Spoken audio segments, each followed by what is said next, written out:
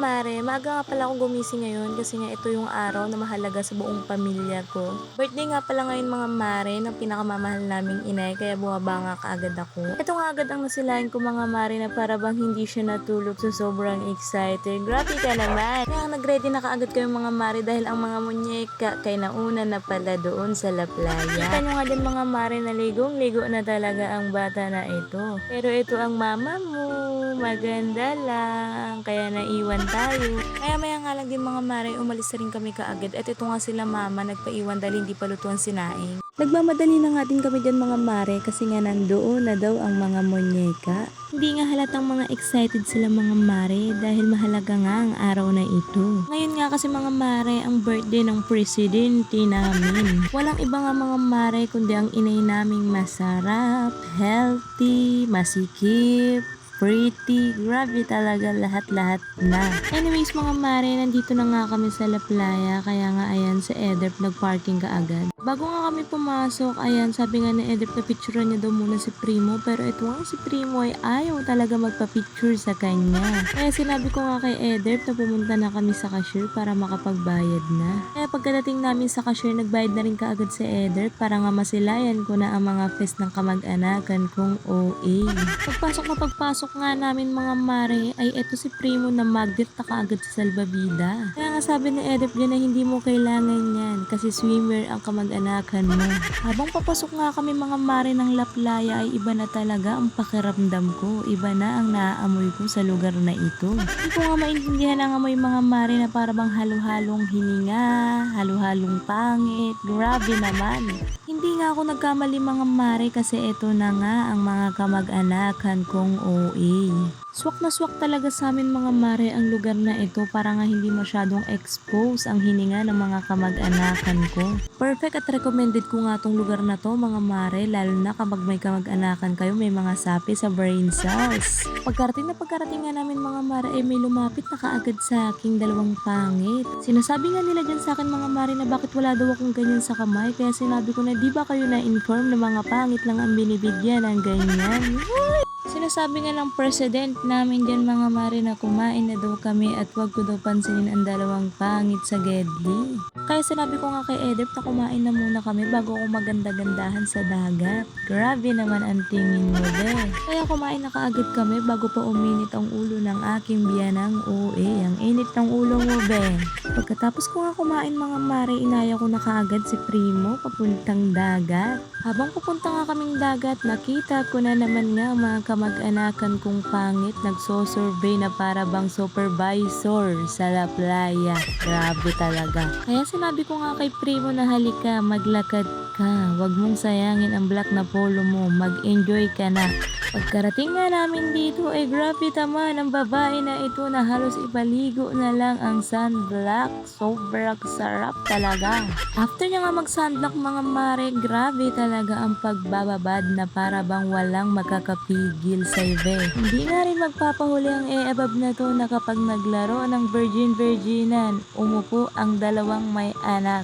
Wala kang magagawa. Ito naman nga si Max Pin mga mare na enjoy talaga sa buhangin.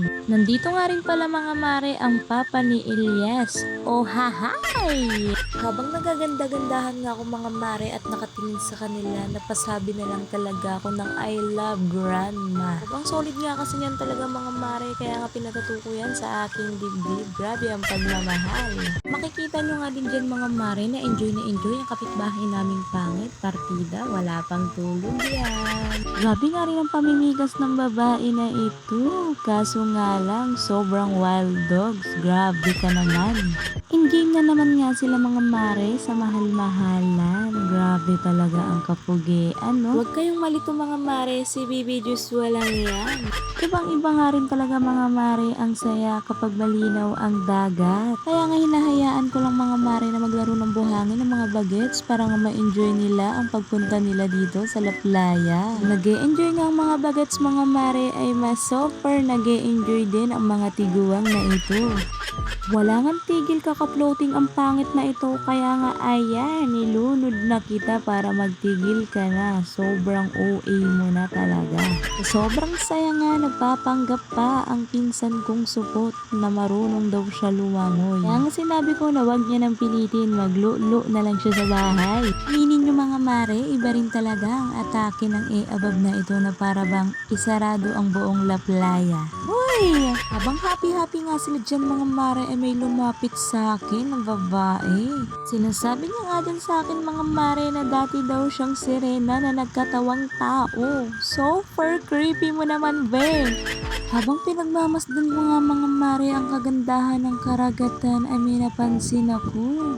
May napansin nga akong dalaga na para bang hindi mo pwedeng darag-daragin sa La Playa. Sa sobrang ganda at sa sobrang linis nga mga mare ng La Playa ay nagkakalat na naman ang dalawang ito. Habang nakatingin nga ako mga mare ay bigla na lang sumulpot ang kapangitan nito na para bang pagod na pagod, kaka-floating. Grabe rin talaga mga mare ang kapugian nitong ekal na ito, kaya sabi ko nga na maglambingan muna sila ni nanay. Habang naglalambingan nga sila dito mga mare ay may nagpipicture na pala na masasarap dito. Sinasabi nga ng above dyan mga mare, nagandahan mo, sarapan mo, kuhanan mo ko ng magandang anggulo na sasabihin nila na yan na ba si Nicole? Grabe yung pinagbago niya sa La Playa. Agaw eksena rin talaga mga mare ang pagmamahala ng dalawang ito na para bang hindi mo matitibag, kami lang ni Bibi Joshua hanggang dulo. Grabe naman. Makikita nyo nga din dyan mga mare na ginaw talaga ang babae na OA na ito. Hindi na nga rin mga mare nakapagtimpi ang jowa ni Mudra, pinuntahan na ang dalawang nagmamahalan at sinabing, pag gantong nilalamig si Mirasol, wag kayong maglaro ng mahal-mahalan dahil masakit sa mata. Uy! Kaya nga sinabi ng above dyan mga mare na mag-picture-picture na lang daw kami para makita nga din daw mga mare ng mga tao kung sino ang mas nakakalamang at kung sino ang mas masarap. Sobrang lagkit na. Sobra rin talaga mga mare ang pagtuwad-tuwad ng babae na ito at sinabi niya na picturean din daw siya. Iba rin talaga ang kaangasan ng obits na ito. Hindi ko nga rin malaman kung epekto ba talaga ito nang walang tulog. Akala ko nga tapos na kasi nga mga mare sobrang sakit na rin talaga ng mata ko sa pamimikas ng dalawang ito. Kaya yaan na nga kami mga mare na bumalik na sa cottage. Kaya kinuhanan na nga ng face card ang bawat isa. Grabe naman ang mga fes. Hindi nga namin namalayan mga mare na nalulunod na pala ang ekalal na ito. Uy, hindi ko magiging kwento na. Bago matapos ang voice over ko mga mare, tapusin nyo nga ang video para makita nyo kung gaano kami kasaya at wala kayong pakialam. Happy birthday mahal naming inay na sobrang sarap at sobrang sikip. Bye bye!